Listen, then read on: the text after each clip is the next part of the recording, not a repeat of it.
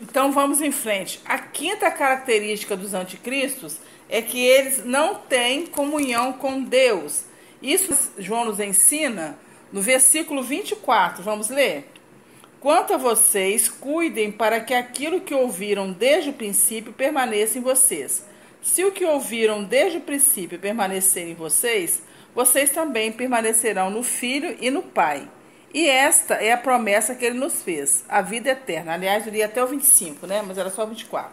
Então, eu quero chamar a atenção de vocês para dois detalhes aqui. O primeiro detalhe é o que João fala sobre permanecer o que vocês ouviram desde o princípio. O que é permanecer no que ouviram desde o princípio? É permanecer no verdadeiro evangelho. Mas por que essa necessidade? Porque tanto nos dias de João como nos dias de hoje, existem facções, existem falsos mestres que não pregam a necessidade de arrependimento para o perdão dos pecados. É um dos exemplos de uma pregação que não é focalizada, que não é cristocêntrica, é a ausência do ensino do arrependimento. Nós não, como eu te falei, muitas pregações de hoje em dia, você nem se fala em Jesus, nem se fala em arrependimento. Então, este é um sinal claro de uma doutrina que não é bíblica. E este é o ensino bíblico. Perdão de pecados só há com arrependimento. Não há perdão, não há salvação sem arrependimento. E essa era a pregação tanto de João Batista como a pregação do Senhor Jesus. É só nós olharmos o início dos evangelhos, no ministério de João Batista e no ministério de Jesus, a pregação era a mesma. Arrependei-vos, porque está próximo o reino dos céus. Então, há necessidade de arrependimento. E hoje em dia você quase não vê. Algumas igrejas nem pregam arrependimento, a necessidade de arrependimento.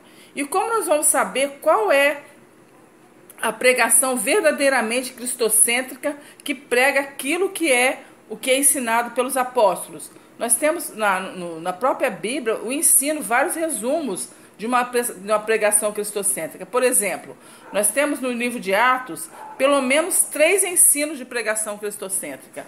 Lá em Atos capítulo 2, versículos 14 a 40, pregação de Pedro. Também em Atos capítulo 4, versículos 8 a 12, quando Pedro fala diante do Sinédrio também, outra pregação cristocêntrica. O texto de Filipe com o eunuco, em Atos 8, 26 em diante, que Filipe usa um texto do Antigo Testamento, que era Isaías 53, que o eunuco estava lendo, e através daquele texto, a Bíblia nos diz que através daquele texto, Filipe trouxe o Evangelho, trouxe a revelação de Jesus Cristo para o eunuco.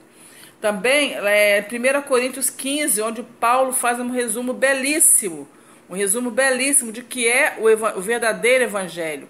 Ali no resumo que Paulo faz, consta a morte vicária de Cristo, a sua ressurreição e a sua segunda vinda, né? Isso é a pregação cristocêntrica.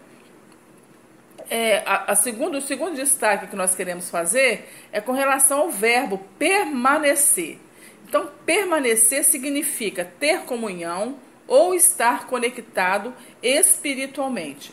Lá no Evangelho de João, capítulo 10, versículo 30, falando aos judeus, Jesus disse o seguinte: eu e o Pai somos um. Como o Pai e o Filho são um só Deus, negar o Filho é negar também ao Pai.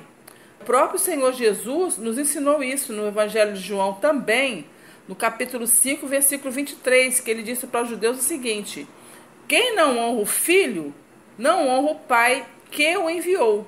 Então, ter comunhão com o Filho é ter comunhão com o Pai. Os falsos mestres ou anticristos não têm comunhão com Deus e nem com o Filho, conforme João nos ensina no capítulo 2, versículo 19. Logo, eles não permanecem na palavra e nem no Espírito Santo, conforme também nos ensina nessa epístola, capítulo 2, versículo 27. Eles não permanecem na comunhão. 1 João, capítulo 2, versículo 19. Como eles não permanecem na comunhão, eles não têm vida eterna. Capítulo 1, versículo 2, capítulo 2, aliás, versículo 25. E eles não têm esperança de futuro. Então, uma coisa leva a outra. Vocês estão percebendo aqui? Então, não ter comunhão com o Pai, não com o Filho, é não permanecer na palavra e nem no Espírito. Se eles não permanecem na palavra e no Espírito, eles não permanecem na comunhão. Se eles não permanecem na comunhão, eles não têm vida eterna. E se eles não têm vida eterna, eles não têm esperança ou futuro. Então, vocês vejam a importância de conhecer verdadeiramente a verdade do Evangelho, conhecer verdadeiramente sobre a pessoa do Senhor Jesus. Terminamos essa lição, agora vamos fazer algumas aplicações práticas do que nós aprendemos até aqui. Primeira aplicação prática: tome cuidado com ensinamentos religiosos que acrescentam ou substituem o que está escrito na Bíblia. Outra coisa também, um detalhe também, lá em Gálatas, Paulo combateu isso também. Que os Gálatas, o que estava acontecendo com os Gálatas? Os Gálatas, eles estavam dizendo que a salvação, né, os falsos mestres que estavam ali ensinando os Gálatas, eles estavam ensinando que a salvação é mediante Jesus Cristo, mais algumas coisas do judaísmo. Então, tudo que acrescenta alguma coisa, a salvação exclusiva através do sacrifício do Senhor Jesus Cristo, é uma doutrina do anticristo, é uma doutrina estranha à Bíblia.